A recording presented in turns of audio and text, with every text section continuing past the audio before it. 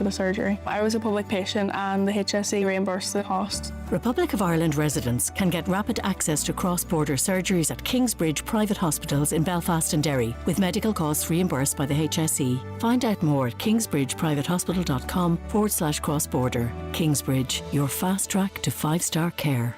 Terms and conditions apply. Spring has sprung at Cherrymore Kitchens and Bedrooms. As the days brighten, it's the perfect time to breathe new life into your home. Discover fresh styles and clever storage solutions to maximise every inch. Whether you're planning a full renovation or a custom bedroom, our expert designers will make your dreams a reality. Visit our Donegal showroom, call 074 9725 or book your free consultation at cherrymore.ie. Cherrymore, your kitchen and bedroom specialists. Highland Radio Time Checks brought to you by EirGrid, the operator and developer of Ireland's electricity grid. EirGrid, powering up communities, powering up Ireland. The time is... And the time on the Wake You Show this morning is 19 minutes past 9 o'clock. Now, there's been an increase in the number of uninsured cars on Irish roads, almost 105,000 uninsured private cars in 2025. That compares with almost 102,000 the previous year. 1 in every 15 cars on the road were unregistered last year. That's according to the Motor Insurers Bureau of Ireland. Now, its chief executive is David Fitzgerald, and he joins us on the programme. David, good morning. Good morning. David, in terms of this statistic, it is a worrying one, and we know that the government has been looking very much at compliance with road regulations and so on over the past number of years. We're also hearing, though, that there is a reduction in the number of Gardaí involved in roads policing, that there's a clawback in the number of vehicles, there's a reduction in the number of Gardaí, and as a result, there's a reduction in the number of checkpoints. Do you believe there's a link between that and this statistic you've just published? Well, we always support more resources for the Gardaí, and you know, in part, what we like to do is. Sorry, I'm just getting a weird echo. I'll keep going. I'm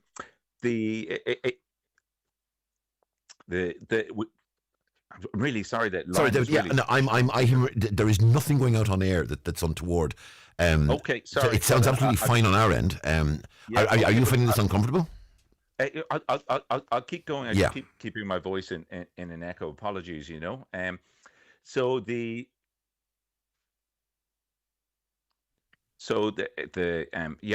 David, you know what I'm going to do? Do you know what I'm going to do? I'm going to cut this call, if you don't mind, David, and we'll just call you back on the phone and get you back again, because it is too important. Yeah, that's lovely. Okay, thank you. No problem at all. Right, that's David there. Now, David's just, as we say, we were doing this over WhatsApp and we're getting a little echo, and with apologies to you, apologies to David, and apologies to Greg, because I'm making this up as I go along. Let's be honest about this.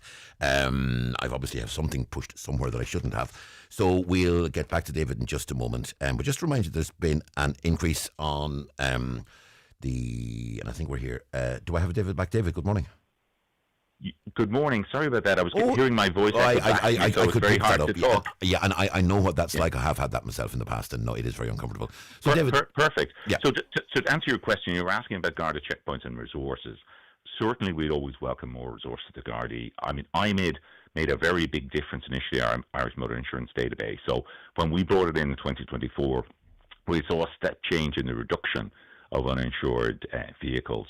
We were up at more than 8%, and we saw that fall to 4.2% for private vehicles and 6.7% overall. So that made a real change. But disappointingly, that improvement has leveled off in 2025. So we're looking at other mechanisms as to how we could help the Gardaí, looking at across at Europe. Why are we so high compared to the European averages? So the EU average, when we've talked to similar bodies, is 2.4%, and it's 2.5% in our closest neighbour, the UK, and they have systems of continuous insurance, and that's what we're calling for today as part of this research. We're calling for a change in legislation to move towards continuous vehicle coverage. Effectively, are you saying then that a insurer will automatically renew a policy if they haven't had a strict instruction not to do so from the insuree? No. Or am I a little misunderstanding different. what you're saying? A little different than that. So at the moment in Ireland, it's not an offence to own an uninsured vehicle. It's only an offence to drive it.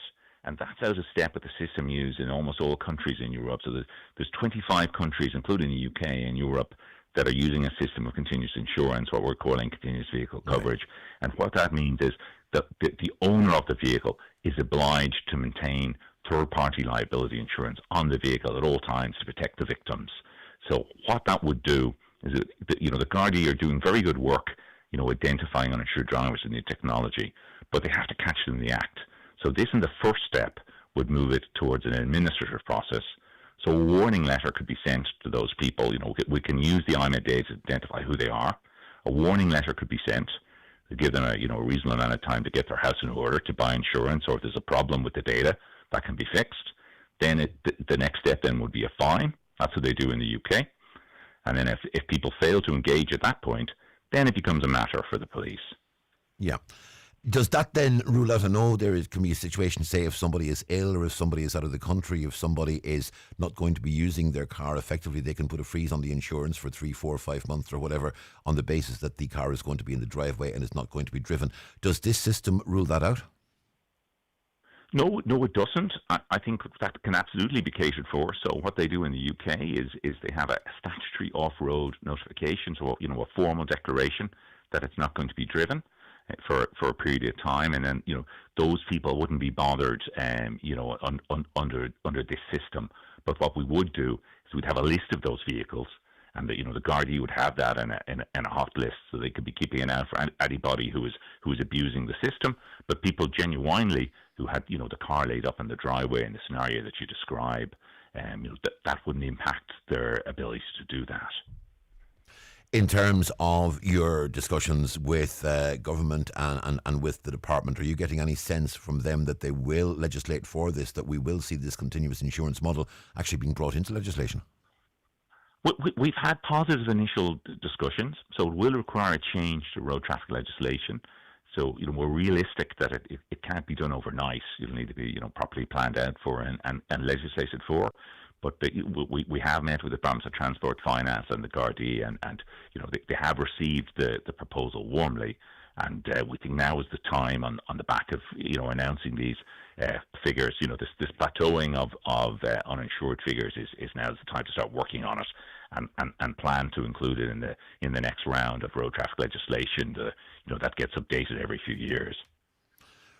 From the point of view of your own members, this is always going to be a concern, and we do know there is a fund that if somebody is involved in a collision involving an uninsured vehicle, that there is a fund there that can actually cover them to a certain extent. How does that operate, and does that continue to be a factor?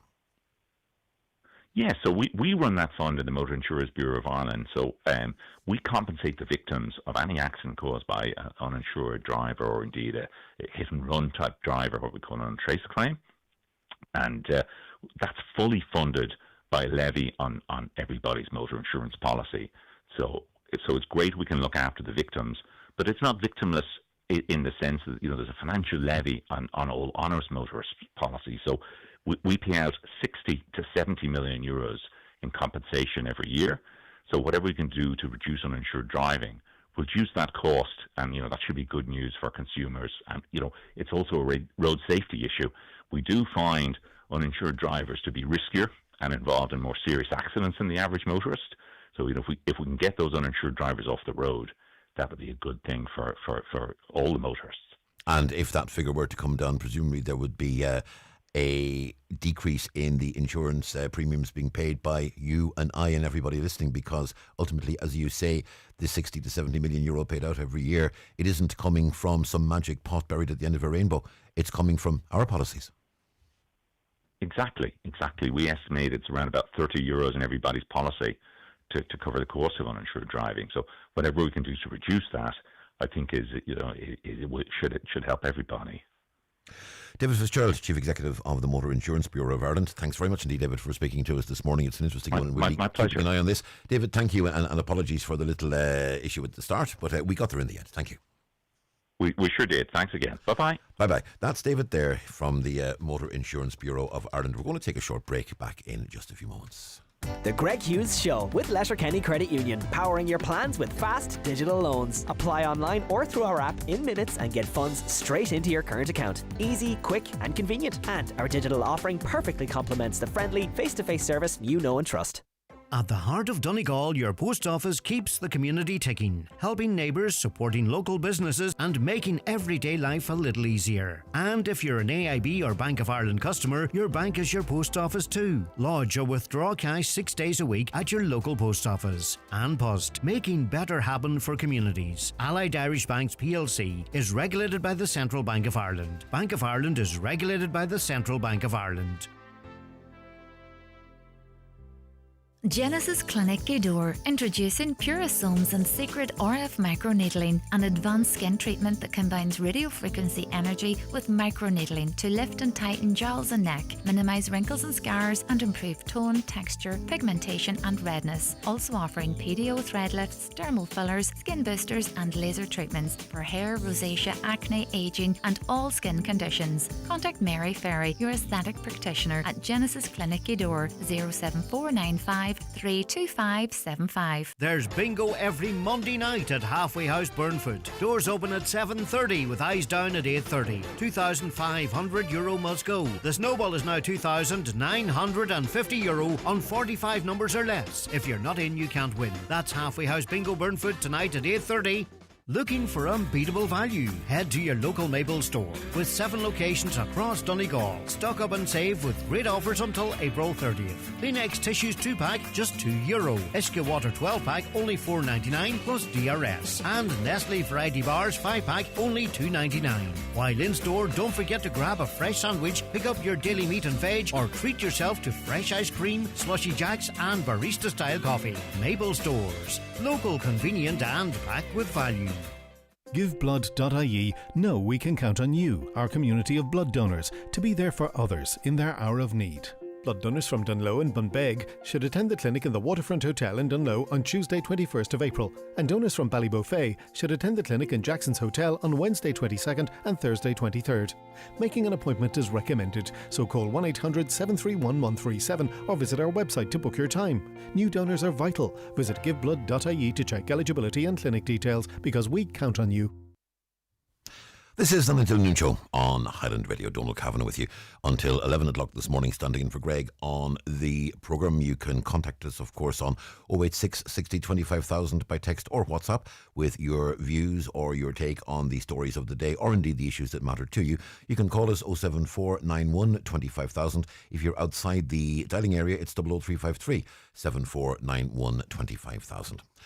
I want to go to Zoom because standing by is Anya Flynn, and Anya is the director of the Decision Support Service in Ireland, which is a very important body, and they're having a public meeting in Donegal very shortly. Anya, good morning to you. Good morning, Donald. Thank you for having me. It's our absolute pleasure.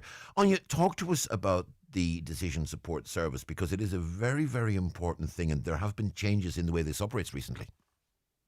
Thanks. Yes, we are the Decision Support Service established under a piece of law called the Assisted Decision Making Capacity Act, and we're coming up to our 3rd birthday now as an operational service. The Act came fully into operation in April of 2023. So it's an Act which does a lot. It's a big piece of reforming legislation, as you say.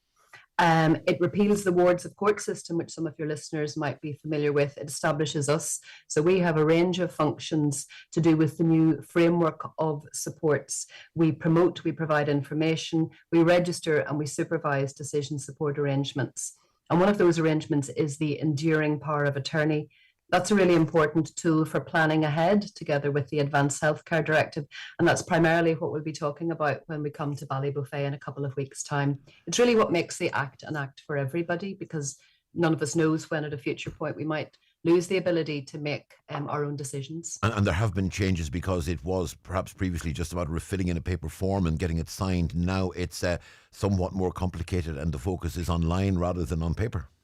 Well, the enduring power of attorney has been an option for people since 1996, since an act of that year. And during those almost 30 years, it operated in a somewhat different way. You're right, the changes have been made. We're keen to improve the take-up that has applied under the old Act, with only about 8 to 11% of people making enduring powers of attorney, those that could. And that compares quite unfavourably with how things are in the UK, where the numbers would be in excess of 20% in England and Wales and in Scotland. So under the old system, and if anybody has an EPA, by the way, that they made before April 2023, then they're fine. They've done one under the old Act and it's still valid. Under the old Act, it tended to be the practice that people went to a solicitor, they made the document, and there was no kind of first stage beyond that. Then if they lost capacity subsequently, that enduring power of attorney had to be registered in the High Court. So what has changed is that now when you make an enduring power of attorney, you do that with us, with the Decision Support Service. We charge a fee of €30 for that. It's registered with us. We check that it's going to work. Should it be required in the future, we carry out a review to ensure that it's compliant. And then it goes on a searchable register, only to be called upon later if that's necessary. Perhaps just to state a few of the basics, Donal, if I may. When you make an EPA, you're called a donor. So you're giving at a future point in time, if the need arises, the authority to somebody close to you to make your decisions, and that person's called your attorney. And that doesn't mean solicitor. It's somebody, very often a spouse or partner or a grown-up child, who's going to step in as your decision maker. And that only comes into effect, obviously, if you lose capacity at a future point, which could be as a consequence of an acquired brain injury, a declining illness, something like that. So it's a kind of insurance policy for your future to ensure that people are going to be able to make decisions, that your named and trusted person is going to be able to make your decisions about your property and affairs and or your personal welfare. And we've seen a good level of take-up. We're not just online, we're not just digital, we're digital first, but not digital only. So we do have an alternative processes to facilitate anybody who's difficulty engaging with the online system. But the take-up has been increasing, and we're confident that that will continue. So that we now have registered in excess of 6,000 enduring powers of attorney. There are about another 3,000 approximately in the queue for review and registration. So that's increasing all the time. The huge majority of those, in fact, were made just in the last 12 months. How is incapacitation determined, and do situations emerge where a person that has been given power of attorney attempts to exercise it, but there's a question mark over whether there is incapacity in the first place? And I know it's the sort of thing you see on TV and you think that couldn't happen in real life, but the question is, does it? We see all the things gone wrong, but mostly people don't. You know, people operate conscientiously and out of love and loyalty for the people close to them. Of course they do. But that's really interesting. So capacity has a particular meaning under this Act. So it isn't, do you have dementia? Do you have an acquired brain injury? Do you have an intellectual disability? Instead, it's moved to what is called a functional test of capacity. It's about your ability to decide a particular thing at a particular time. So to make an enduring power of attorney, you establish that you have capacity to make one, that you know what you're about. And then it would only, as I say, come into play when incapacity is established. And that has to be by way of a professional assessment that you've now lost the ability in that functional way to make the decisions covered by the EPA. So it's about how you engage with information. Can you understand information, retain it, weigh it up, and communicate what you want to do? So a move away, if you like, from a strictly medical approach. And as to when things might go wrong, new under this Act is an extra level of oversight and supervision, so that when you make an enduring power of attorney, and again then at second stage, there is an opportunity for those close to you who are called your notice parties to say, well, hang on, Dad doesn't have capacity to make one, sadly, or at second stage, Dad's fine, what are you talking about? You know, there's no need for this EPA to be taken into, to be made operative because he's still fine to make his own decisions. So we have to weigh up and consider those facts when they're presented to us as well. And then what is also new is that we actually supervise the attorney carrying out their role in a supportive way. As we say, we're not there to catch anybody out. Most people do this superbly well, but they do have to turn in reports to us to show that they're managing the affairs correctly. Most people make a very general form of EPA, granting a general authority to that person close to them to make their decisions for them. But it is a really important way to kind of take control. Your capacity could shift and change, but there's no reason for your control to change if you plan ahead in this way. And that's what we strongly encourage people to do. And it is a huge responsibility to take on, and in some cases it could be a very emotional consideration to take on, because I mean you are dealing, in many cases you're dealing, it's not an intellectual exercise, it's the well-being and welfare of a loved one. From that point of view, and it's really important that people understand every element of this, and from that point of view there is a public information evening and a one-to-one help desk taking place at the Villa Rose next month in May. Tell us about that, because this could potentially be a very important event for someone who's looking into becoming a power of attorney, or indeed giving somebody else power of attorney. Thinking about taking these important steps to plan ahead, putting this insurance in place. So yeah, we are coming, Donal, to the Villa Rose in Ballybuffet. So there'll be an information evening, first of all, on Tuesday the 5th of May. And that's from 6 p.m. there, to hear about the Act generally, but really focusing on these tools for planning ahead. Because there's an advanced care directive as well. You can't plan ahead for medical treatment in an EPA. So there's a separate document called an AHD information on that also. And then we take our EPA help desk on tour sometimes. So that's what you'll see on the following day. We have a full day event where people from our EPA help desk team will be there seeing people by appointment, whatever stage they might be at with their EPA journey, whether they're getting going with opening an account with us and putting the documentation in place, or whether they perhaps hit a bump in the road and want some particular help with that. So these events have gone really well to date. We have done them in, I think, 5 locations regionally up to this point, and to now coming to Donegal, where we have local partners as well who are going to be helping us with that. Advanced booking is needed. So let me give you the number, if I may. It's a free phone number, 012119750, or you can email us at EPA helpdesk at decisionsupportservice.ie. That help desk is available for all kinds of queries. You don't have to wait for the help desk to come to your town in order to make an EPA, obviously. We have living, breathing people on the ends of the phones all the time dealing with these queries. And in fact, we have just collated all of our EPA information resources into one place on the Decision Support Service website. So you can go straight to myepa.ie and get lots of information in different formats, including informational videos stepping you through the stages for how to get going with your EPA and get it across to us. Really important, as we also say, one piece of misinformation that we're always keen to counter is this idea that, sure, if I don't do this, my next of kin will just step in and all shall be well. We call that the next of kin myth, because actually that person close to you, whether it's your spouse, your partner, your grown-up child, actually has no legal authority to take care of your affairs or your personal welfare decision making if you lose the ability to do so. An adult does not get to decide for another adult outside of a legal arrangement. And that's nothing new that the Act has done. That was never the case. So really important to take control. People sometimes think, but I only have one child, there won't be a row. Or I don't own very much, but that doesn't take care of things. It's really important to have these arrangements in place. Otherwise, you could end up the subject of an application to court. And obviously, that's a certain loss of control with an uncertain outcome. I must confess, I would have almost fell victim to that myth myself, because I would have just assumed that my wife and vice versa. Yes, indeed. So that's really common, and we're not helped by the fact that your next of kin still appears in informal documentation. So it's one of the aspects of our public information campaign to try to challenge that. And our public information campaign, people might become aware of it over the next weeks and months, because we're trying to step up our advocacy around this and improve people's knowledge of the importance of planning ahead. So the Donegal event is just one part of that, but lots of information available from decisionsupportservice.ie and that EPA microsite, if you like, in particular, where you'll find out an awful lot more. This is certainly one to be thinking about, and myepa.ie, I think all of us could do, and I had myself in this, all of us could do with a visit there, and particularly those of us that aren't getting any younger. In the meantime, Anya, thank you very much indeed. It's food for thought, and hopefully we will get a good turnout at that event. It's in the Villa Rose Hotel in Ballybuffet, 6 to 7 p.m. on Tuesday, May 5th, and then the help desk available 10 a.m. to 4:45 p.m. And do call ahead, because we tend to be oversubscribed, but look forward to seeing everyone on Donegal.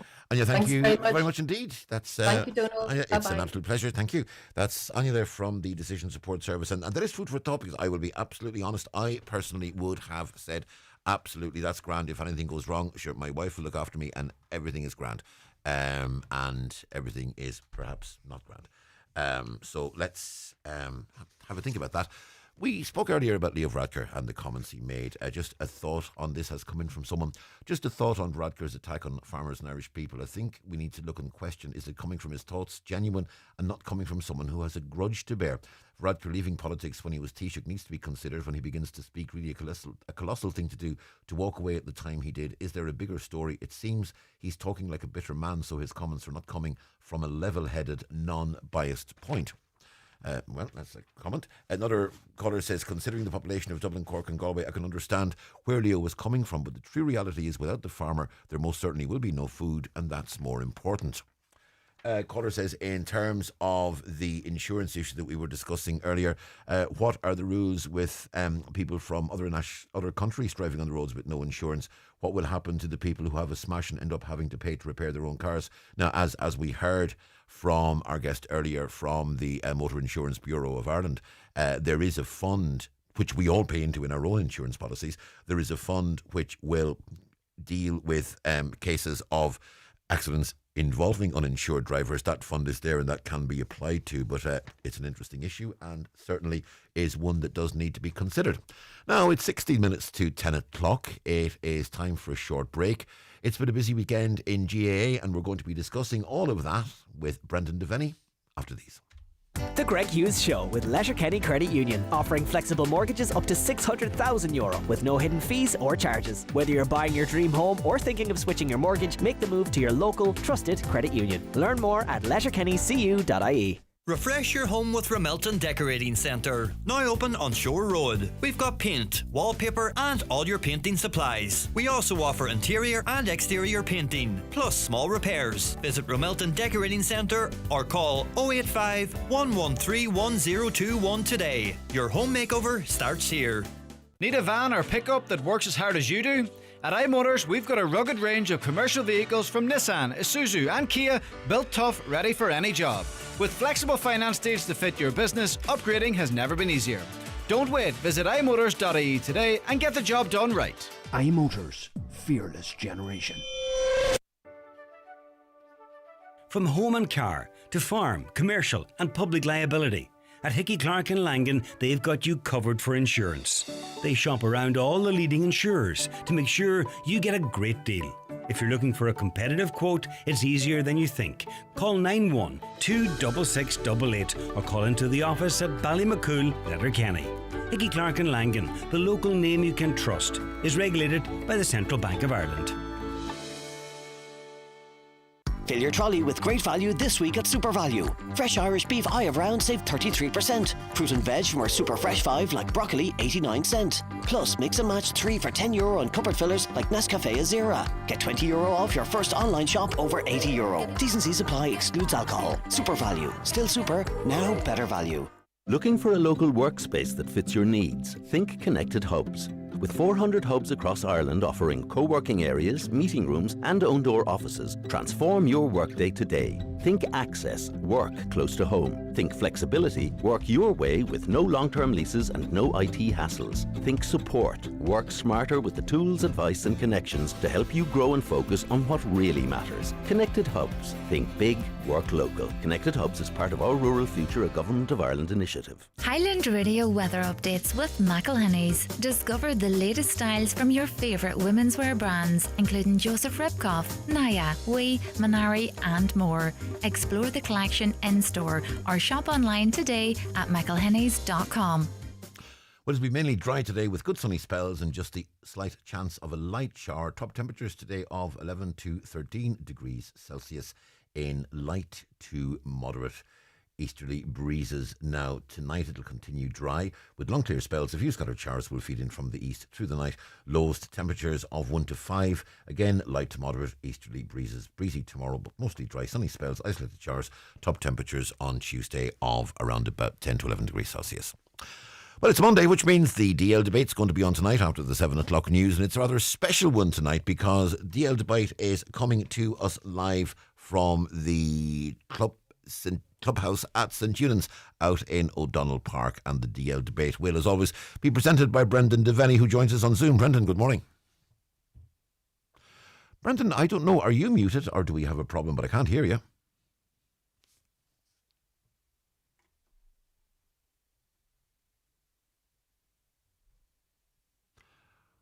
No, I still can't hear you, Brendan.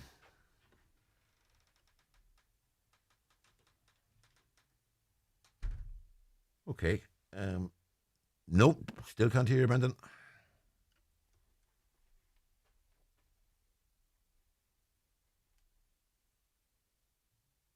Right, I don't know what the situation is here. We're going to take a short break and we'll be back. Brendan, you just hold tight. We're going to take a break and we'll be back with you in just a moment, try and get this sorted.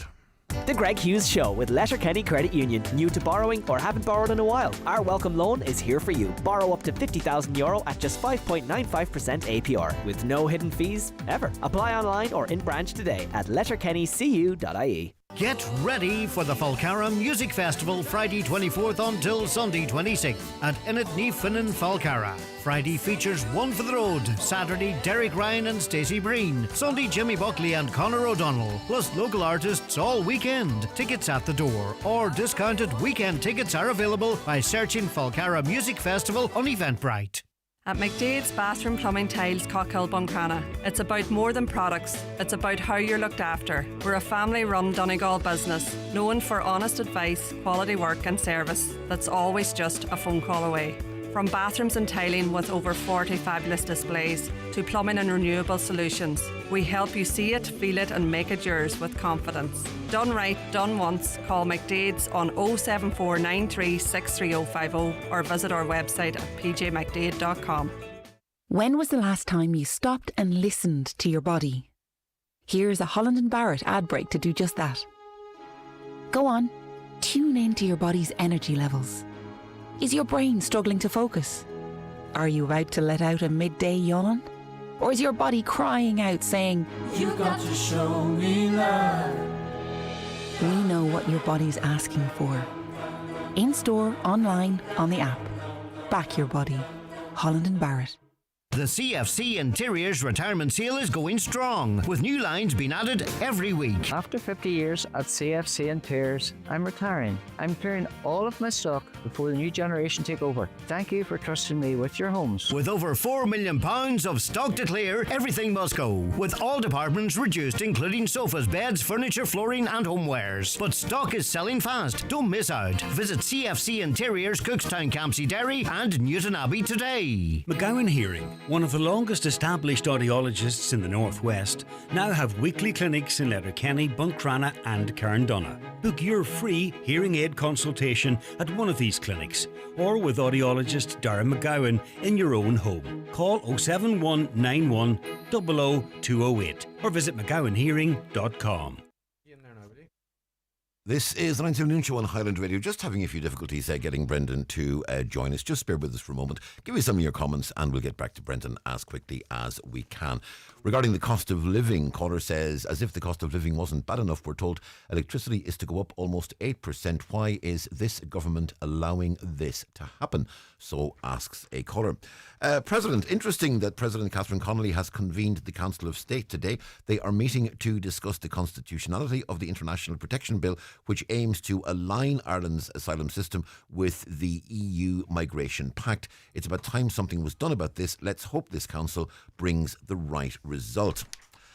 Caller says, just a comment on Senator Eileen Flynn. It's been clear for a long time that our national flag is being used and abused by people who are opposed to refugees and non-nationals seeking refuge and a better life here in Ireland.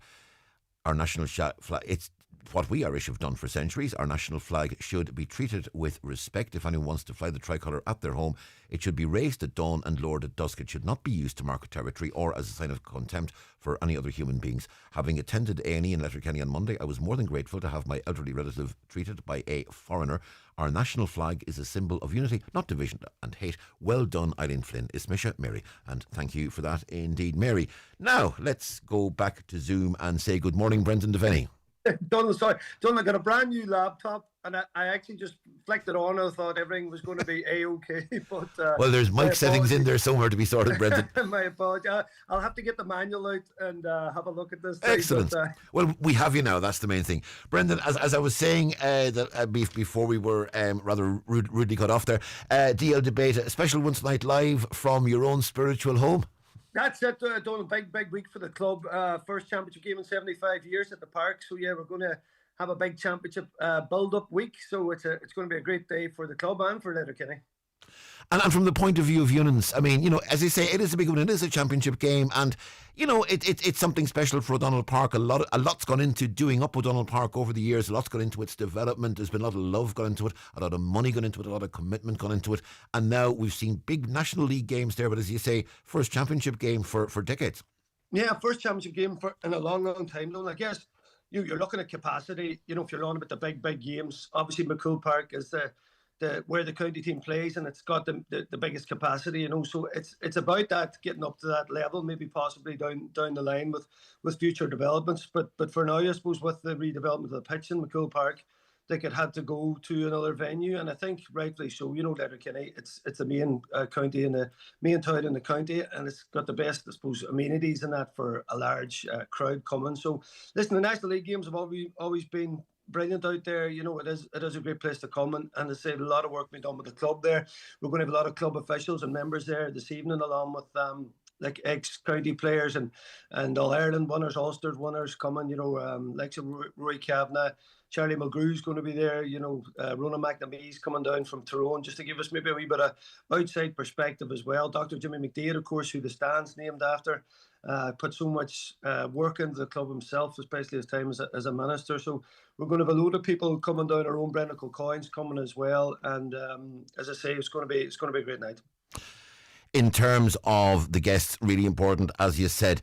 Talk to us about the weekend and the various games that took place over the weekend. What have we learned? Yeah, well, Doug, I was covering the games for BBC, the Antrim and Derry game and Monaghan Cavan, so it's a busy weekend.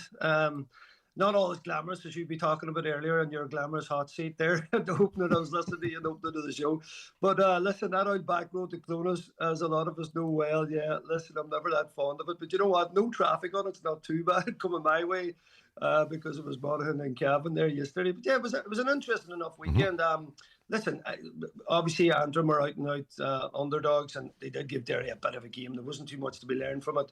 Cavan and Monaghan was interesting yesterday. We've seen some brilliant forward play from Monaghan, and then the fight back from Cavan, and even teams that are looking out of it. I mean, they were 9-1 down, like 15 minutes or whatever into the game, and then goals in the second half, and just a bit of spirit, a bit of momentum pulled them right back. They were back to 3 and had a couple of opportunities, and Monaghan pulled away again. So they obviously played Derry in the semi-final, Donald. So listen, that's the other side to Donegal. We play down and Armagh play Fermanagh, and the winners of them two games looking like Donegal and Armagh.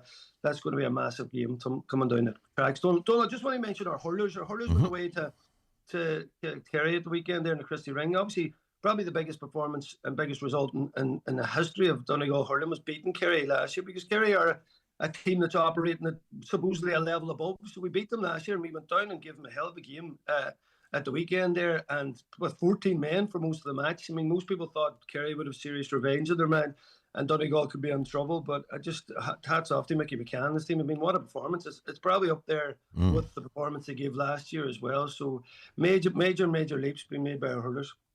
And from that point of view, I mean, there's a look at the way hurling's developing in Donegal over the past number of years. I mean, when I started, you had basically Burt winning everything, Setanta trying to get a bit of a game, and a few hurlers in Unions. Now, I mean, it's now building up. You've got hurling developing in Unions, you've got hurling developing in Ballyshannon, Setanta and Burt maybe retaining the top dog situation, but more and more clubs are picking up on hurling in the county, and it is starting to come through.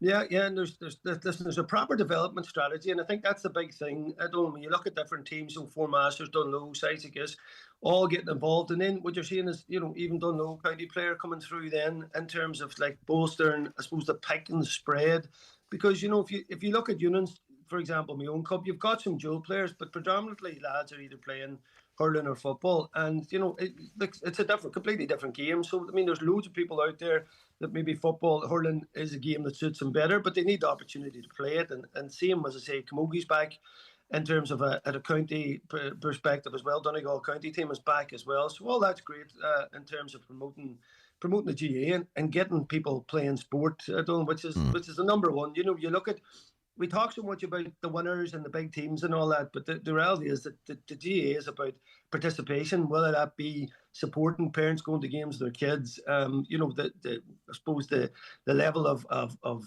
relationships they build and the friends that they build through that, and that's really what the GAA is about. We always talk about the big teams and the ones and that, but the GAA is about the people.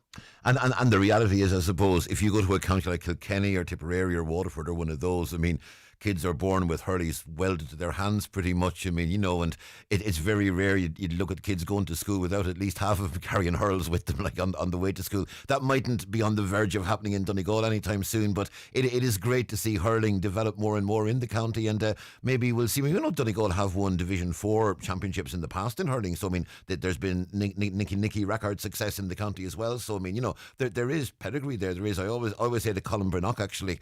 I mean, I think Colin Brannock's the only Waterford man to lift a trophy in Croke Park in about the past 50 years.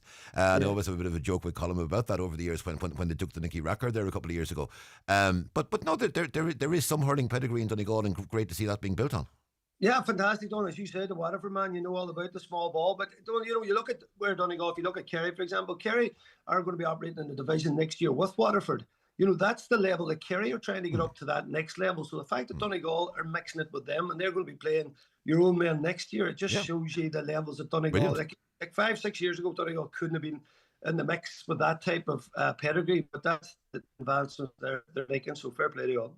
Excellent, Brendan. We look forward to it. So just to repeat, the DL debate tonight, it's coming live from the clubhouse in O'Donnell Park, previewing obviously the game against Down this coming weekend.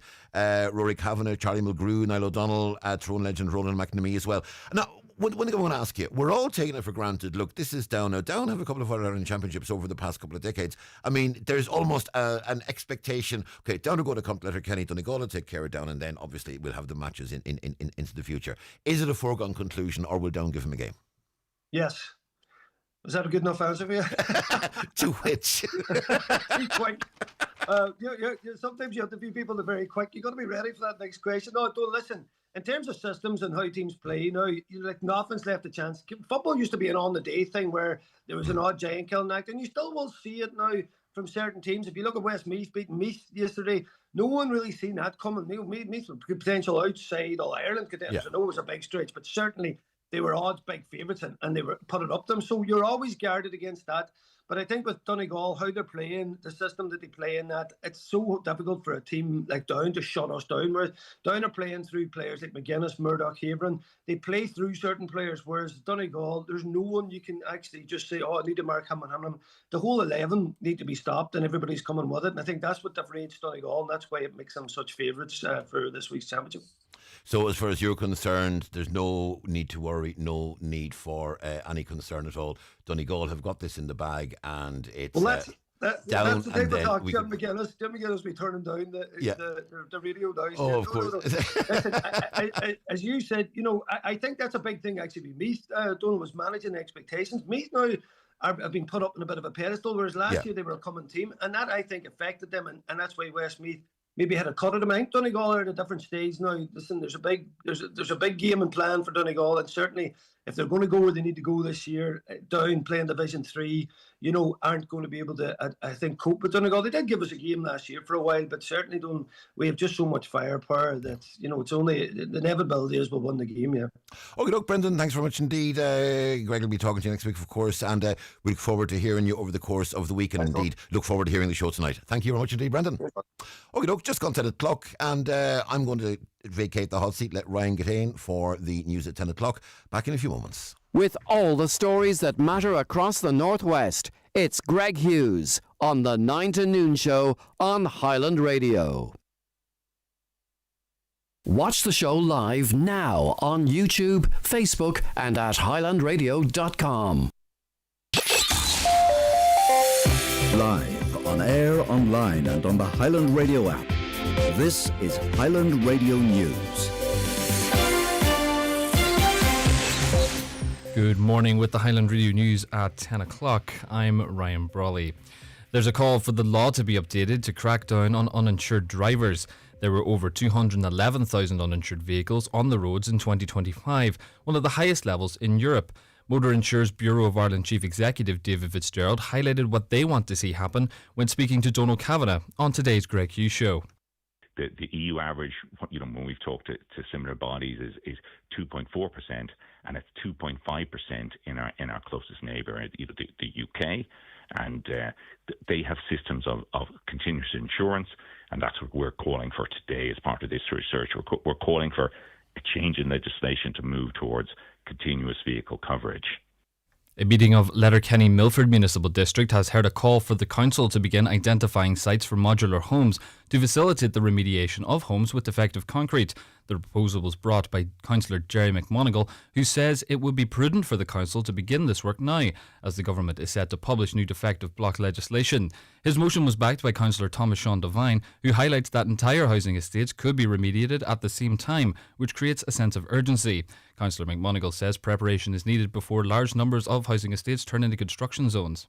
We will be turning a lot of housing estates into building sites, and that will be unsafe for young children and for their parents. So it's important that we would have these temporary sites where we can locate modular homes, temporary homes, call them what you will, to facilitate the people having to leave their homes, be somewhere safe while their homes are being remediated so they can move back in again. So let's hope that the council can identify them very soon and put the modular homes in place. Money Matters, a new service for financial literacy, has been launched by the Donegal County Library Service. It was unveiled as part of Social Inclusion Week and aims to help communities across the county manage their finances. With more, here's Katie Gillen. Developed in partnership with the Money Advice and Budgeting Service, Money Matters brings together up-to-date and trustworthy financial information in one online space. Covering topics such as budgeting, saving, borrowing, debt management and planning, the resource is designed to help people build financial confidence and make informed decisions. Money Matters is now available in both English and Irish through the Donegal Library website, with a direct link also accessible on all adult public PCs in Donegal libraries, ensuring equal access for everyone, regardless of digital skill or device availability. The resource forms part of Donegal Library's wider Skills for Life programme, which aims to equip people with practical knowledge that supports well-being, independence and lifelong learning. Members of the public are being encouraged to explore Money Matters via the Donegal Library website or by visiting any Donegal library where the resource can be accessed on public PCs. A meeting of the Council of State has been convened by President Catherine Connolly to discuss the International Protection Bill. The discussions will centre on if the proposed legislation falls in line with the Irish Constitution, as it seeks to bring Ireland's asylum system in line with the EU Migration Pact. President Connolly says she is looking forward to receiving advice from the Council. A fire at an historic building in County Antrim is being treated as deliberate. More than 40 firefighters have been tackling a blaze at the former Antrim Arms Hotel in Ballycastle. Crews were called to the scene shortly after 8 o'clock last night. The PSNI say the blaze at the derelict building has been extinguished and all roads have reopened. Concerns that summer travel plans could be affected by Aer Lingus cutting 500 flights are being played down. The Irish Travel Agents Association says the number represents only a small portion of the airline's overall summer schedule. Aer Lingus says the temporary reductions will take place over the coming weeks to allow for essential aircraft maintenance. Board member of the Irish Travel Agents Association, Paul Hackett, says passengers should not be worried. In effect, what Aer Lingus will be doing is taking 2 or 3 flights per day over the entire summer season, because it's 500 over the entire summer season. And for aviation, summer runs for 6 months of the year, from Easter, from when the clocks go forward to when the clocks go back. So this is tiny. What Aer Lingus will do is consolidate, and where they have high multi-frequency daily flights, they'll facilitate passengers on other flights, so there will be zero disruption to passengers. A man has been charged to court following a stabbing incident in Omagh. Police responded to a report of a man being stabbed in the Kevlin Road area yesterday. A 44-year-old man who was arrested is due to appear at Enniskillen Magistrates Court later, charged with grievous bodily harm with intent. And the weather mainly dry today with good sunny spells and just the slight chance of a light shower. Highest temperatures of 11 to 13 degrees and light to moderate easterly breezes. That's all for the newsroom for now. We'll be back with headlines at 11 o'clock.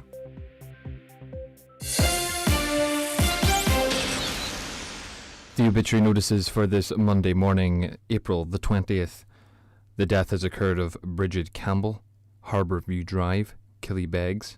Remains are reposing at her residence today. Funeral Mass tomorrow in St Mary of the Visitation Church, Killybegs, at 11 a.m, with burial afterwards in the local cemetery. Mass will be streamed live on mcn.live. Family flowers only, donations in lieu if desired, to Killybegs Community Hospital, care of any family member. The death has taken place of Catherine Ormston, née McLaughlin, Hawthorne Hill, Newton Cunningham. Catherine's remains will repose in her family home, Main Street, Newton Cunningham, today and tomorrow from 11 a.m. to 10 p.m. Funeral from there on Wednesday morning for Requiem Mass in All Saints Church, Newton Cunningham at 11 a.m, followed by interment in the adjoining cemetery. Funeral Mass can be viewed on churchservices.tv. Family flowers only, please.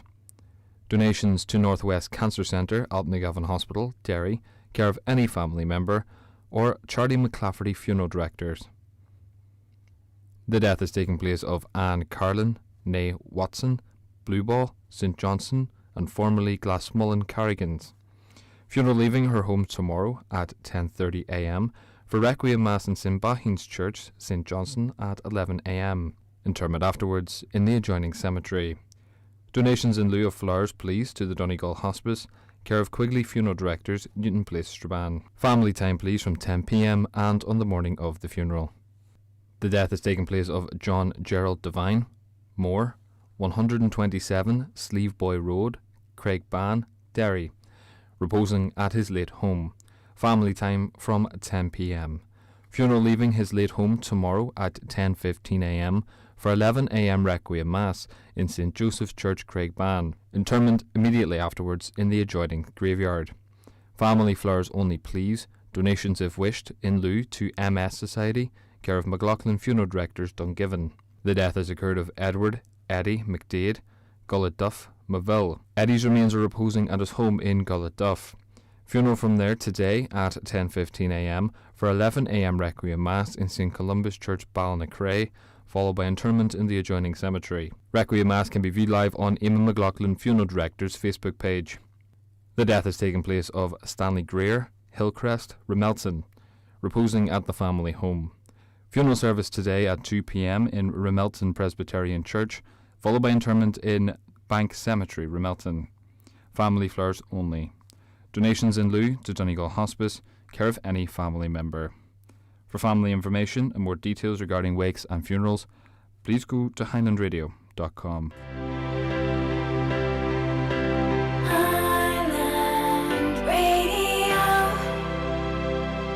At Aldi, we couldn't help but notice what's happening at SuperValue. They've started doing Aldi price matching. Yes, SuperValue trying to do Aldi prices. Look, it's only on some products, but still, they're having a go. The important thing is they're enjoying themselves. And we'd love to get in on the fun too, but being Aldi, we can't. All our prices are already Aldi prices. We didn't want to play anyway. Aldi. It's not complicated. This is hour 2 of the Greg Hughes Show on Highland Radio. Donald Kavanagh standing in for Greg on the programme this morning. I want to talk to you about water quality in the Glenties Municipal District because Lisa McDaniel joins us on the line, and Lisa is Community Water Officer in Donegal. She's working with LawPro, which is the local authority's water programme, and it oversees water quality in rivers, lakes, estuaries and ground and coastal waters. Now, there is a discussion ongoing about water quality in the Glenties Municipal District, and as part of that process, a meeting is taking place this week. Let's talk to Lisa McDaniel, who is the Community Water Officer in Donegal. Lisa, good morning to you. Good morning, Donald. Thanks for having us on. It's our absolute pleasure. Lisa, this is an important one because obviously we know from the EPA reports that most water in Donegal is of excellent quality, and we know that Donegal has got some great swimming waters, some great angling waters, some great fishing waters, and we pride ourselves in this county on our environmental cleanliness for the most part. But there are problems and there are issues, and maybe this meeting this week will highlight some of what needs to be looked at in the West Donegal area. Talk to us about this meeting on Wednesday. Absolutely, Donald. Well, the water quality in Donegal is kind of half and half. You know, we've got some excellent water quality which we need to keep at high status. So we've got these lovely 31 blue dots, so the best water quality around along our coastal waters and in some of the headlands of some of our rivers. but we do have some rivers that are struggling, so their health has been impacted by various different things over the years. So we need to give them a bit of a hand, okay? So on Wednesday evening, we're having a community meeting to discuss water quality. So this is an opportunity for anybody to come along, and we welcome everybody to come along that has any interest, has any concern about water quality in the Glentees district. So it's taking place in Anshan in Falcarra. So it's this Wednesday evening, the 22nd of April at 7 p.m. And basically, it's an opportunity to come along and listen to some of the work that we're doing in the area.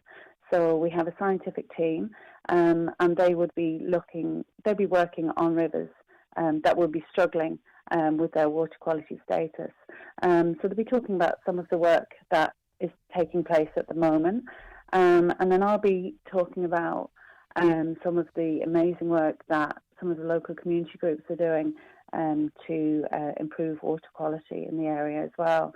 It's been recognised in the National Water Action Plan that communities are key to improving water quality, because we can't be everywhere, and community groups and landowners are the eyes and ears on the ground.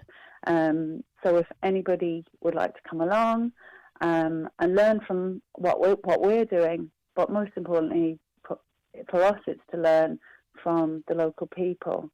We also will have representatives from several different agencies that are involved in water quality, and we've got people there from Acres Donegal, from Chagas, and from the Farming for Water EIP, and these all provide funding for landowners to put measures on their ground to improve their local water quality. So we'll have some short presentations, but most importantly will be the cup of tea and the chats afterwards, because we really want to know what's happening out there, and this is the opportunity for people to come along and do that, give us that information. Obviously, you're going to be working closely. You're going to be working closely with the Environmental Protection Agency and others just to monitor exactly what's happening on rivers, and I'm sure they give you the heads up if they notice any problems in their testing. Indeed, you're probably carrying out a lot of the testing on their behalf as well locally. So between your work with the EPA and your work on the ground, you've got a fairly good idea of the situation overall. But how important is it that you do have the community as your eyes and ears? How important is it that if people notice something suspect, if people notice something potentially off in their own local river, lake, whatever, that they come to you? Absolutely, yeah. We ran one of these meetings last year, and the group came along and they highlighted something in a small stream that we probably never would have seen. And it was having a direct impact on the local river. So, as I said, people are out there, they can see what's happening in their local area. I would work with community groups throughout the county and would speak to people on a regular basis over their concerns and issues. But for this area, for this Glentees Municipal District, which is huge, this is the opportunity for people to come along. The reason why we're holding it in Falcarra is the Tullahup Egley River, one of the rivers that run into Falcarra, is one of our priority action areas. So we're actually studying this river in detail at the moment to try and identify what issues are having an impact on its health. So if you live along this river, if you have land, if you're a farmer along this river, if you have a recreational interest in this river, please come along to learn a little bit more about this scientific work that's carrying on. We've got several grants for communities to do a whole array of different actions that will help water quality. And I'll be talking about those grants, and I'll be able to give information to any groups that would be interested in applying for them. And presumably what you learn about this river in Falcarra is something that could be used in your assessments of other rivers and other problems. A problem that develops in one area could be replicated elsewhere, and every piece of learning in one area is something that potentially can be applied to another situation. Yeah, it can do, but like I find that every water body has its own story, because it's got, you know, every place is different. You know, it's got different pressures, you know, which we call like kind of pressures are like impacts.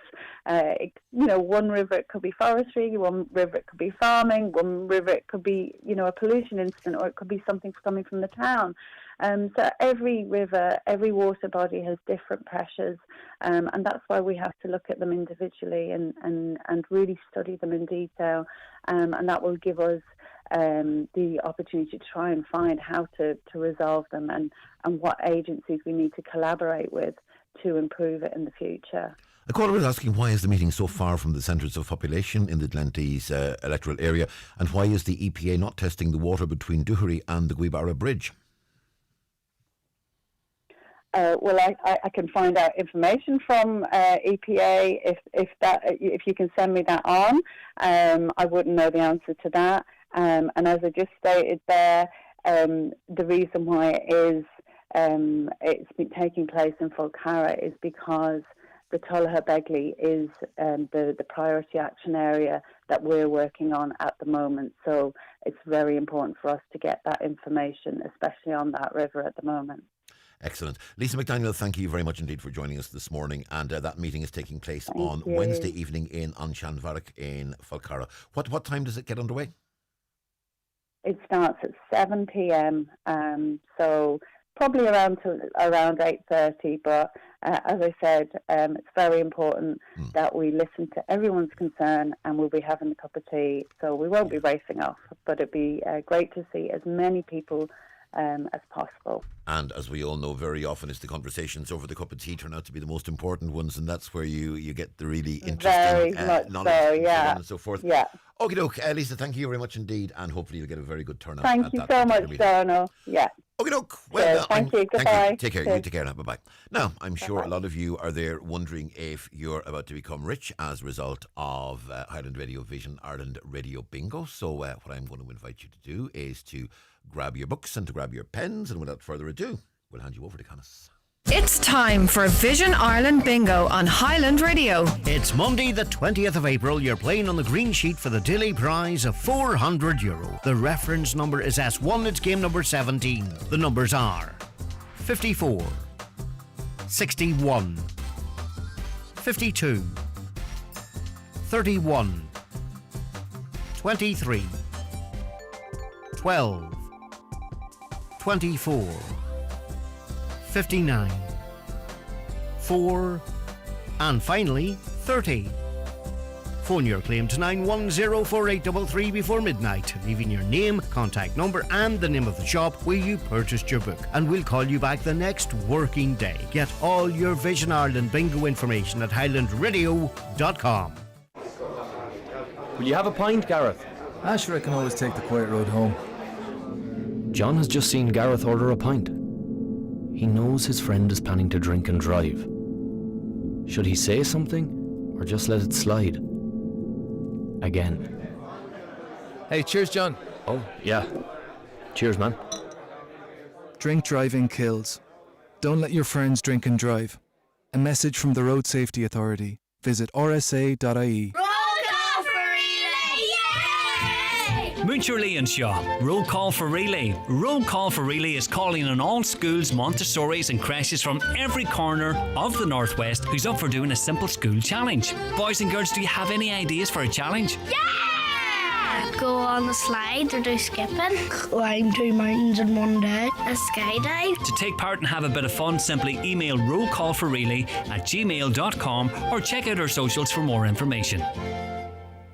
The Greg Hughes Show is brought to you by Letterkenny Credit Union. Big plans, big dreams. Home improvement loans, borrow up to €80,000. Visit letterkennycu.ie today.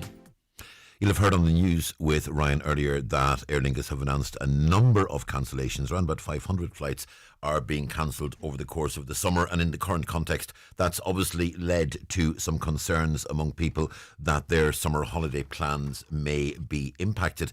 Now, the Irish Travel Agents Association has been moving this morning to try and quell some of the fears that have been expressed around that, and delighted to say that we're joined on Zoom this morning by Emma McHugh, who is the owner of Atlantic Travel in Letterkenny and also a member of the Irish Travel Agents Association. Emma, good morning to you. Good morning, Donald. Emma, in terms of this, what we're hearing today is that these are routine maintenance cancellations, that they'll be done on high-frequency flight routes, and that the ordinary customer over the course of the summer should not be affected. Do you share that confidence? Yeah, this has been a rolling thing with Aer Lingus, and the piece that has caught people's attention in the last couple of days actually was issued on the 8th of April. So the plan was put in place then. Now, Aer Lingus are saying that it is routine maintenance issues, and I suppose that's what we need to take it as at the moment. Anyone that has been affected already by those flights that have been cancelled either have been offered a refund or reaccommodated on the same route either a day before or a day after, depending on the frequency of the route that has been affected. So the suggestion is that if you are booked on a service that maybe goes once or twice a week and is a fairly specialist flight, the chances are that will not be impacted by this particular move.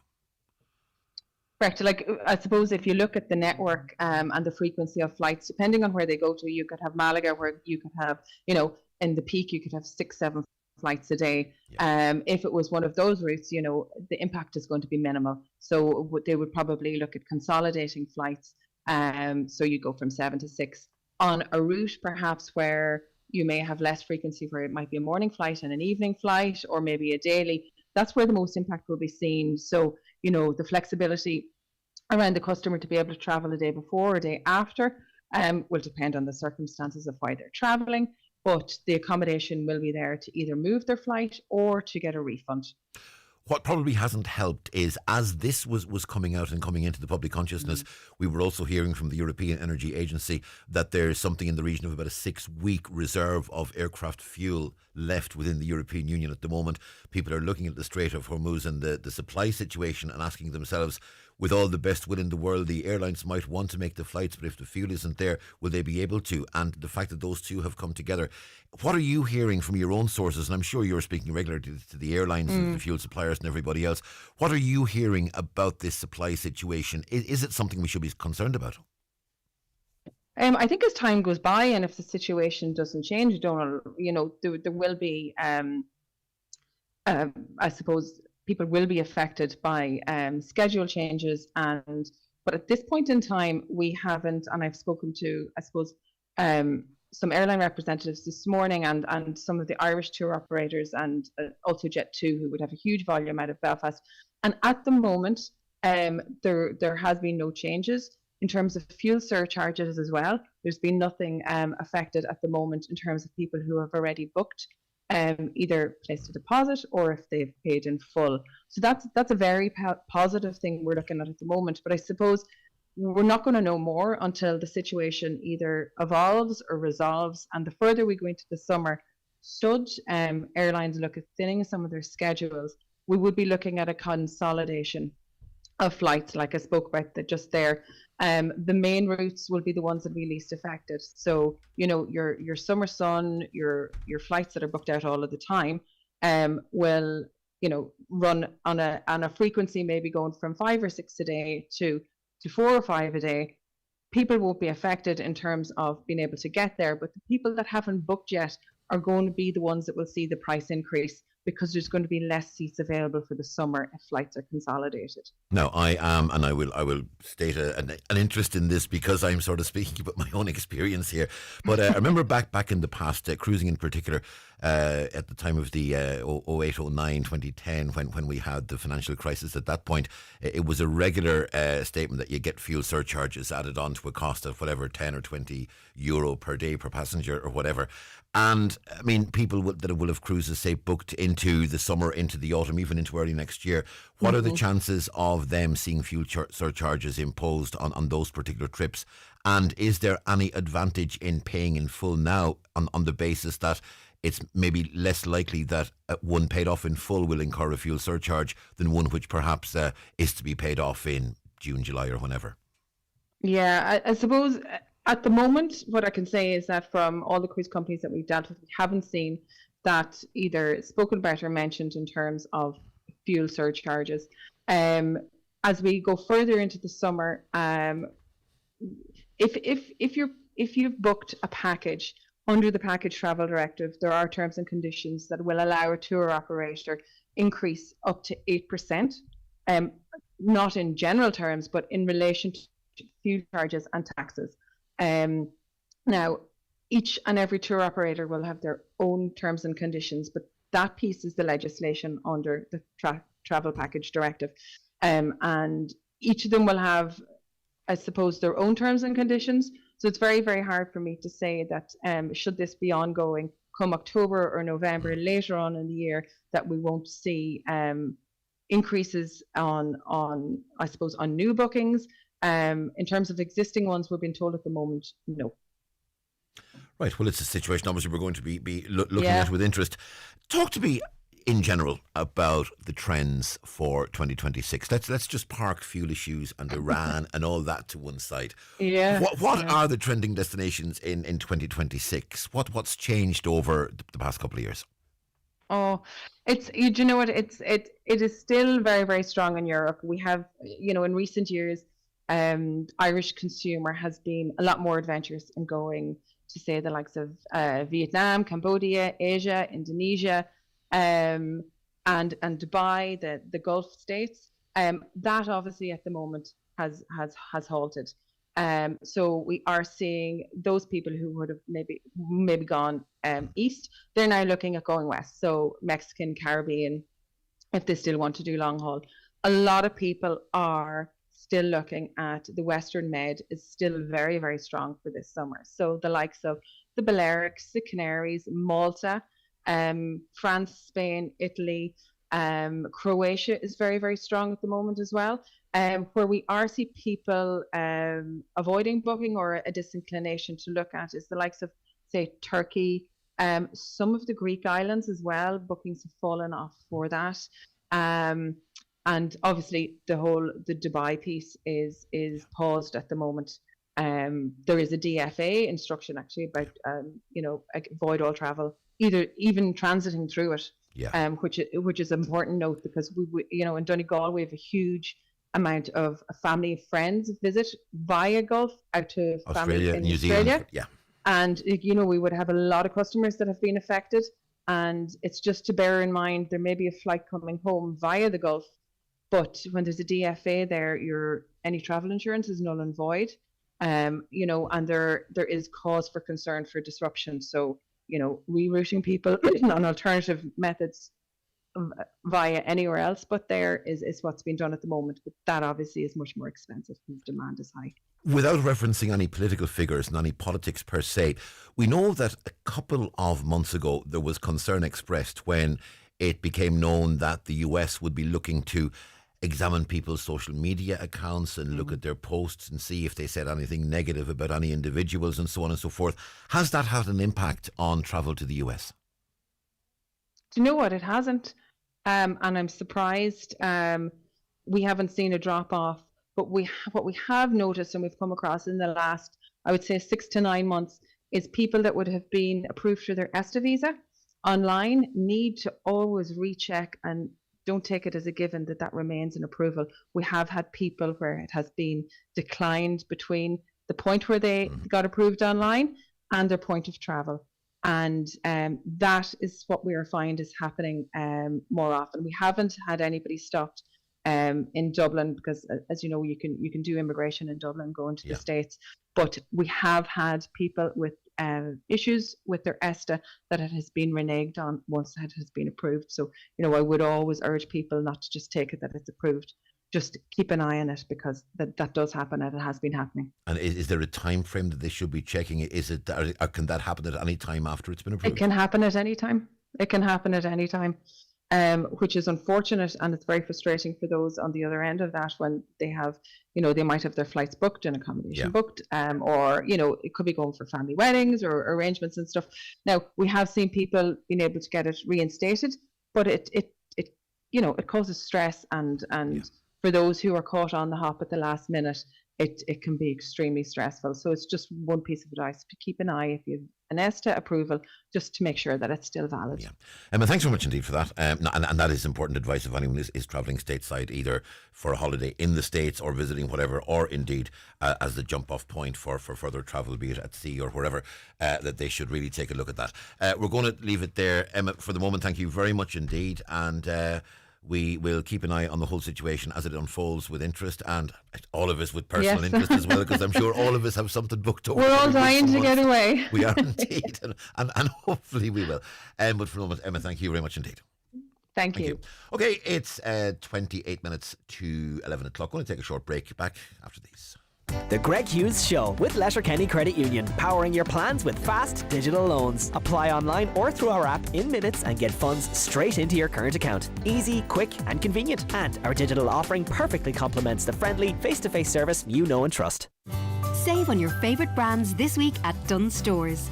Dig into your preferred 2 Milano pizzas, a side like dough balls, wedges or garlic bread, and a 1 litre soft drink of your choice, all for just €10. Indulge yourself with half-price selected Cadbury chocolate multi-packs, and stay refreshed with 7up, Pepsi and Club Orange 12-pack ranges, just €7 each. Plus, save more with your 10 off 50 voucher. Dunnes Stores, always better value. Terms and conditions apply. Vouchers can be used on next grocery shop. DRS applies. Spring is in the air, and there's no better time to refresh your home with the unbeatable value at Grove Furnishings in Letterkenny. Family run since 1978, we've got a huge display of not just sofas but also dining sets, bedroom sets and floor coverings. With free local delivery, refreshing your home has never been easier. Grove Furnishings, just off the Kiltoy roundabout in Letterkenny.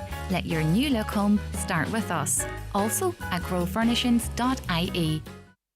If you have a cough, flu, sore throat, or if you're just feeling miserable, don't suffer through it. At McGee's Chemist, we have the expertise to help you feel better. Our pharmacists and experienced staff will recommend the most effective over-the-counter solutions and give advice on how best to manage your symptoms. At McGee's, we have a wide range of trusted brands and products to help you recover. McGee's Chemist, Main Street, Letterkenny. For healthcare help and advice you can always trust. Donegal and Tyrone are set to lock horns once again in the Ulster Under-20 Football Championship. Donegal have home advantage and will look to put a stop to the 3-in-a-row hopes of their neighbours. Join us on Wednesday evening from St Mary's in Convoy for live coverage from Donegal against Tyrone in the Ulster Under-20 Championship semi-final. In association with McKenna's Londisbone Crana and Eurospar Moville, proudly supporting our community with great value every day. And you're listening to the 9 till noon show on... excuse me, you're listening to the Greg Hughes show on Highland Radio, and this is Donald Kavanagh standing in for Greg on the programme this morning.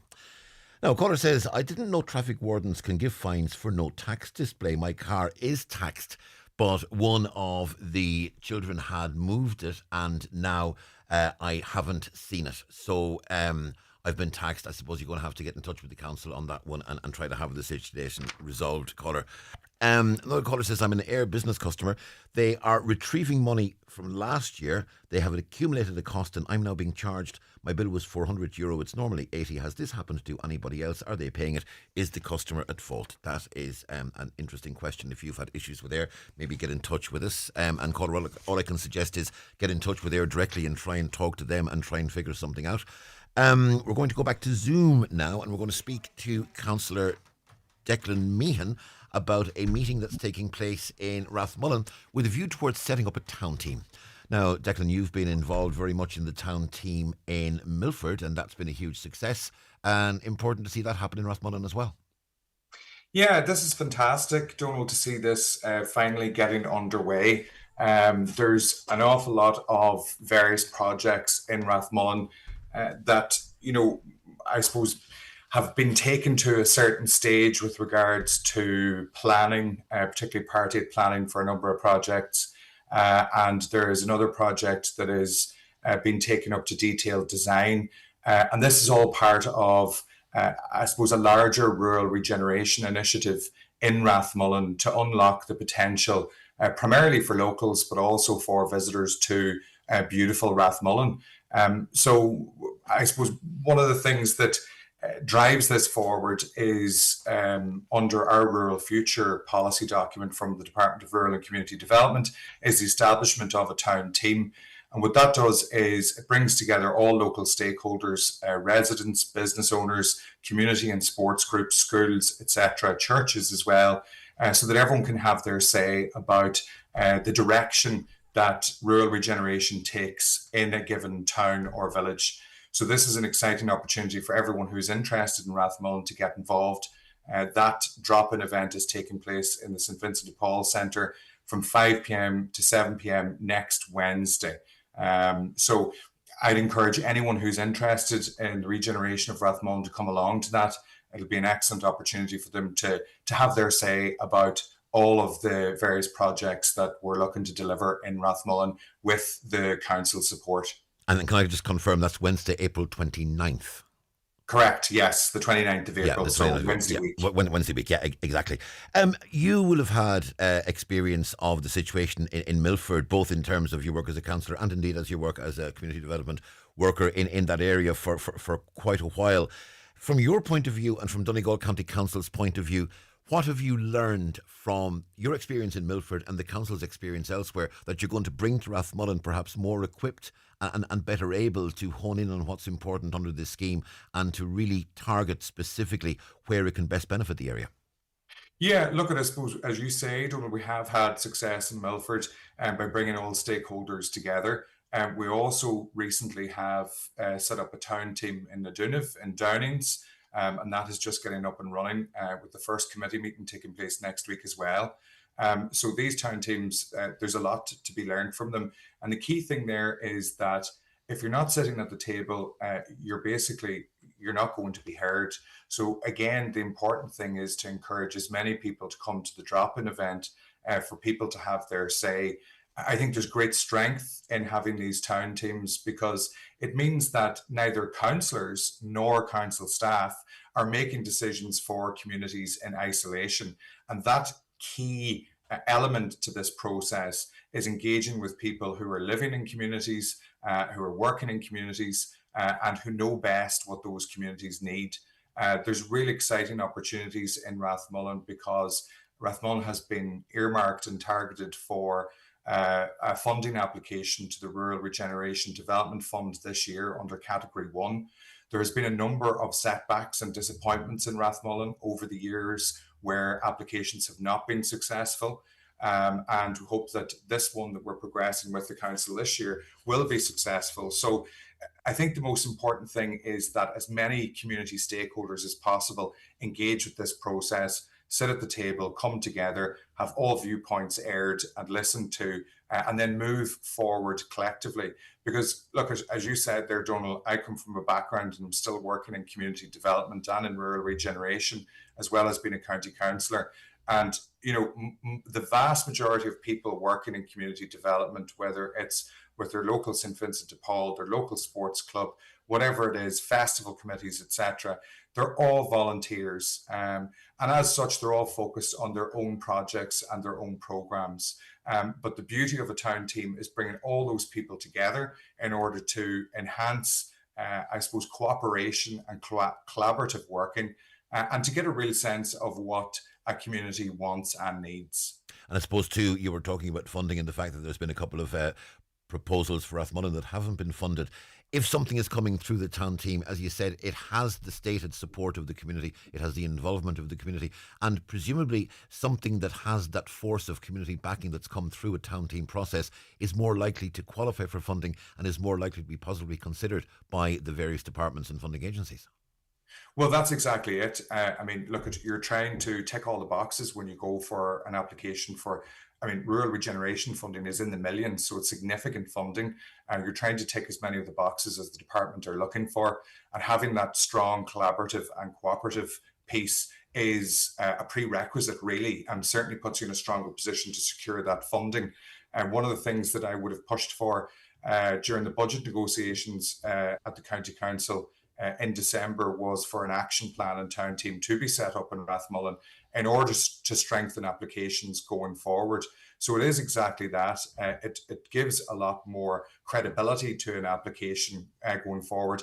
And it also complements the really hard work that the rural regeneration team in Donegal County Council are doing when they're making these applications. These aren't, two sides of an A4 application forms. These are extensive and very, very labour intensive applications. So having that town team in place really does strengthen it, and it's an important component then of the application going forward. Councillor Declan Meehan, thank you very much indeed for speaking to us this morning. That's exciting times coming up, and Wednesday week, April 29th at 7 p.m. in the St Vincent de Paul Centre. Get to that meeting in Rathmullen if you want to have a say in its future. Right now we're going to stay in the Milford electoral area. We're going to go to line 1 and say good morning to Councillor Pádraig McGarvey. Pádraig, good morning to you. Good morning, Donald. Pádraig, you are speaking to us about something unfortunate that's been happening in the Ramelton area, and we love reporting on the positive things that are happening in Ramelton, Rathmullen and so on and so forth. But sadly we also have to report on what's happened over the weekend. Exactly, Donald, and unfortunately I've got a report there this past couple of hours from Donegal County Council that and I suppose this has been ongoing now this past couple of weeks, but they've been repaired and fixed and damaged again. But this morning now and yesterday evening was a site that I suppose the council has come on, and unfortunately the toilets has been severely damaged in Ramelton there yesterday during the day. It was unveiled whenever the council staff went to close the toilets yesterday evening, and I suppose the damage has been, it's very bad now. The doors, the sinks, the locks has been bust, and I suppose we just wanted to highlight it and try and stomp out this vandalism, because it's a great facility in Ramelton, and I suppose we've been working towards getting funding to upgrade the facility in recent months through the Donegal County Council Environment section, and I suppose this toilet is actually managed by the council itself, so I suppose Ramelton is lucky that it is actually managed by the council and a member of staff. And unfortunately the member of staff came on this yesterday evening, and just I suppose he's had enough, and I suppose we want it to be stomped out, and the guards have been contacted, so unfortunate that that has come to this, but the toilets have been made operational again today, but they're not fully functionable. And the other issue now is the opening times have been reduced, and presumably the concern is a lot of this vandalism is happening at night, so the toilets are now going to close at 5 o'clock in the evening. Yeah, and I suppose the toilets are providing a service to the workmen there. There's great works going on in Ramelton there, the regeneration, and there's a group of contractors there, and I suppose they're using it, and it's unfortunately now that we have to close them at 5 p.m. until we try and stop this. Is there anything Gardaí can do, be it use of CCTV or whatever, to try and get to the bottom of this? Because if it's happened on a number of occasions, the question then gets raised, is it the same people doing this over and over again? And if so, what can be done to actually stop this? Yeah, well, I suppose the guards have a job now to do. I suppose it was only reported to the guards, so they have, I suppose, inquiries to make, CCTV around public toilets and all. There is, I suppose, unfortunately, there's CCTV can't be used around public toilets. There's a process that has to be taken there, but the guards have a job to do, and I would ask the members of the public or anybody in Ramelton that's seen anybody about the toilets this past couple of weeks or hanging about to contact the guards in Milford. That would help their investigations. Councillor Pádraig McGarvey, thank you very much indeed. We'll certainly keep an eye on that situation. Okay, look, Pádraig, thank you. So that's the public toilets in Ramelton vandalised over the course of the weekend. It was discovered yesterday, and the immediate impact of that is that as of this evening, those toilets, which have been reopened this morning, and fair play to the council staff for actually getting them reopened, but they are now going to be closed from 5 o'clock in the evening. And it's a wonderful town, Ramelton, and it's an awful shame to see that. So hopefully that issue can be addressed. We're going to speak in a few moments to An Tathair Brian O'Farrell, the parish priest in Gweedore. Obviously, he was in the public eye on Friday at the funeral of the late Moya Ní Bhréanáin. But Father Brian also, and it's almost hard to believe it's a year since that horrific fire at St Mary's Church in Derrybeg. We'll be speaking to An Tathair Brian about that after these.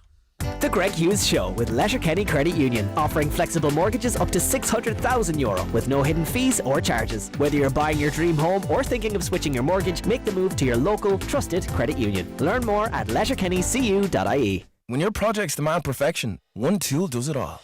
It cuts, it drills, it measures things. The Screwfix app, the ultimate tool. Download yours today. Still can't do a breakfast roll with extra brown sauce, mind? Screwfix, no stopping you. At Centra, we're bringing a little Naples to Navan, a little Milan to Monkstown, and a little Rome to Rosslare with our Italian event, with great offers like Rumo pasta sauce selected range $2.50 each, Centra Fresh Irish chicken breast fillets large pack 680 grams €7, and Moretti 12 bottle pack only €16. Centra, live every day. Enjoy alcohol sensibly. This is the sound of one very happy Britain Insurance customer heading off to the sun. Happy that we're able to find her a great value home policy that covers even the unlikeliest of events. For home insurance, go to britainsurance.ie. You're secure when you insure with Britain Insurance. Pat Britain & Co Limited, trading as Britain Insurance, is regulated by the Central Bank of Ireland. Highland Radio weather updates with McElhinney's. Discover the latest styles from your favourite women's wear brands, including Joseph Ribkoff, Naya, Wee, Minari and more. Explore the collection in-store or shop online today at mcilhenneys.com. And the weather forecast for this morning. It'll be mainly dry today with good sunny spells, just the chance of an odd shower. Highest temperatures 11 to 13 degrees Celsius, light to moderate easterly breeze. It'll continue dry for most of tonight with long clear spells. A few scattered showers will feed in from the east through the night. Lowest overnight temperatures 1 to 5 degrees Celsius, light to moderate easterly breezes. Tomorrow breezy but mostly dry again with sunny spells. Top temperatures 10 to 13 with just some isolated light showers. Easterly winds will increase tomorrow, moderate to fresh. Now we're joined on the line, as I said, by An Tathair Brian O'Farrell, who is the parish priest in Gweedore. Tathair Brian, Majinwa. Majinwa, did you want it? Just it's wonderful to be with you. Thank you, Marcus. Father Brian, I'll begin, and I did say this to you off air, but I was watching the funeral mass for the late Moya Ní Bhréanáin online on Friday afternoon, and I have to say it was a funeral service that absolutely did justice to a wonderful woman, and I think I can say on behalf of everybody in Donegal and further afield, Gura Mahaguth, and thank you for doing justice to a wonderful lady. You're right, she was a wonderful lady. She was one who was, and Moya, as you know, and your listeners will know, she was a gentle woman. She was gifted and grounded and just deeply rooted in Gweedore, and it was an absolute privilege to be able to play a part.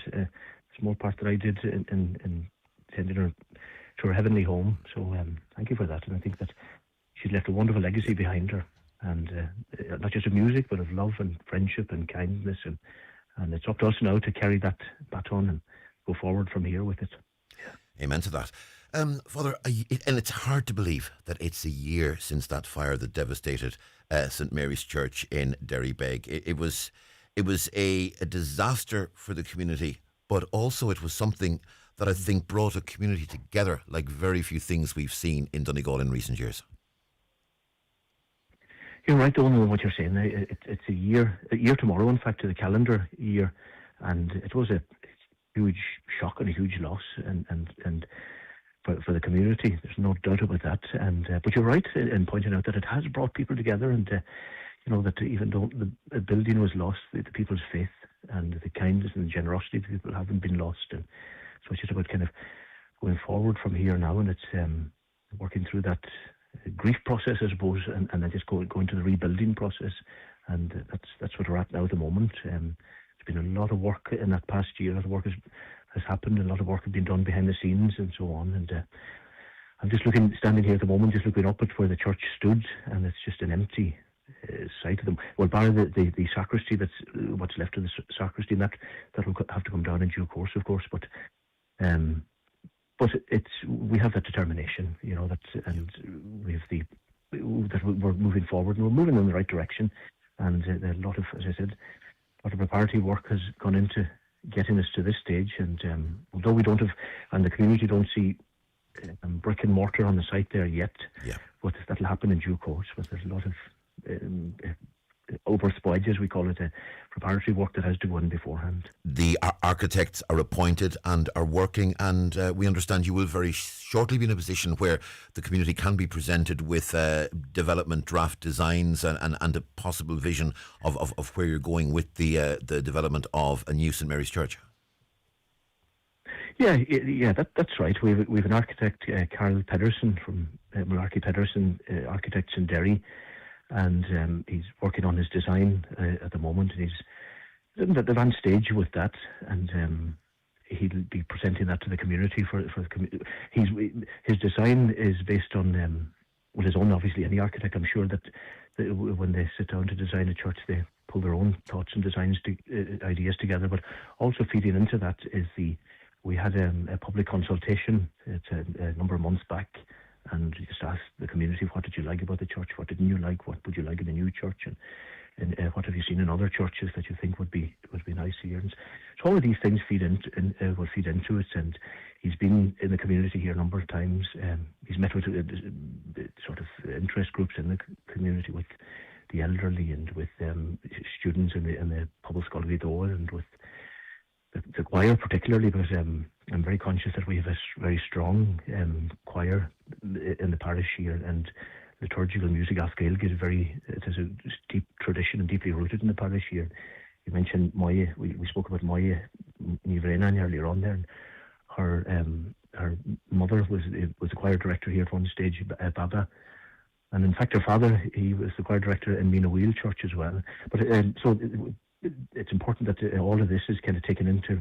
We don't want it to be an afterthought. That where are we going to place the choir or so on. All of these things will have to feed into the initial design. So that's what the architect is at the moment. He's pulling all of these, and he'll be back again in the parish and then next week, and he'll meet with a few other people as well and groups, and all of that will feed into his designs. And once his designs secured, and he'll go to the bishop, of course, as well. He'll have to meet with our new bishop that's been installed recently, and because the final say is always not just in our own project here in Guido, but any church project, there's that ecclesiastical authority that the bishop is the one who signs off on any church design and so on. So he'll have to feed in as well. I met with him initially there last week, just to bring him up to speed of what we've come through, where we're at, and the work, the amazing work. And can I just say that Nehal Widde,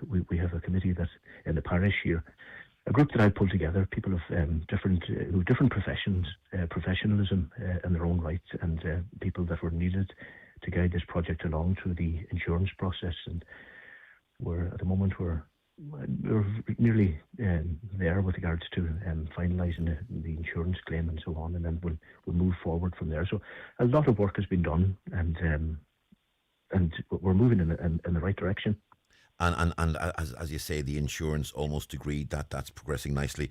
€500,000 raised as a result of the fundraising that got underway in the immediate aftermath of the fire, and that's a testament not only to the level of support within West Donegal, Gweedore and Donegal in general. I mean, it's a testament to a level of support that's not just national, it's obviously global. Yeah. It is. You're very right in saying that, Owen, all right. Because going forward, what we're going to have here in Gweedore, it's going to be a major financial undertaking to build a new church. And the important thing, I suppose, for us to do at the moment is just to let those professionals complete their works and their costings and so on. And just once that's all in place, then we'll have an accurate idea of what the costings will be for the new church that we want to build here. And then we can, we're moving forward responsibly in that sense as well. And the insurance, as I mentioned, they're playing a very important role here as well.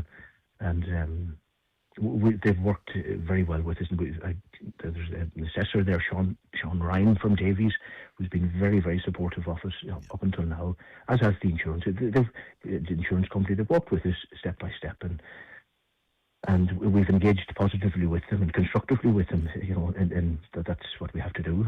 And so we're just examining the whole lot very carefully and very prudently with the insurance company. And then once that settlement is done, we'll know there where we stand with regards to finances. And you're right, the people of Gweedore and our diaspora further afield, they have supported us immensely, and because they see this as their church, their spiritual home, and they want to contribute in any way. And a lot of people are saying as well that we'll help and support once we see building happening and building works going on, we'll come in behind as well. So our gratitude is just because really it's not only have they supported us financially, but they've kind of, it's what they're saying is that this is our home, this is our spiritual home, this is our church as well. And so we've seen them a lot of support, and just that donations from all over, and it's a work of communion, I suppose we could say, that they are in communion with us, and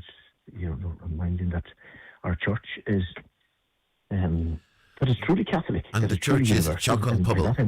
It's Chocon Pobble. It's the house of the people. You had to nail the head there. That's exactly what it is. That it's universal in that sense. That it's reaching out to help, not my home or Father Brendan, who's the curate here with me. Not certainly it's our home, but it's not. We don't own the church, so to speak. That in the sense that the priest, we will come and go into a community, and we're moved to different parishes or whatever the case may be. But this is the people. That's their spiritual home and their base.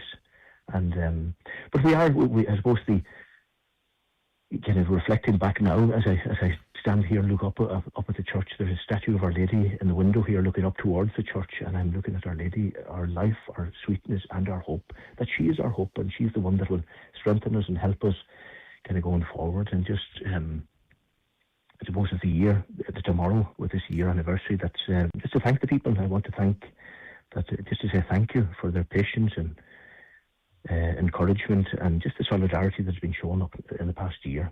And even though what we lost was brick and mortar, but there was memory in those brick and mortar as well. And kind of going forward, we still have a lot of work to do, but we're moving forward with hope, and that's the important message here today. On that will be done. Oh, Ferry, got him agus slán. Good evening, Mike. It's fun. And that's the Greg Hughes Show for today, Monday. Thank you to Shannon, thank you to Caroline for producing, and to Oisín and Canis indeed, and all who helped. I'm Donald Kavanagh. I'm back with you tomorrow. John's up next around the Northwest, but for now, from the Greg Hughes Show, good morning. The Greg Hughes Show with Letterkenny Credit Union. New to borrowing or haven't borrowed in a while? Our welcome loan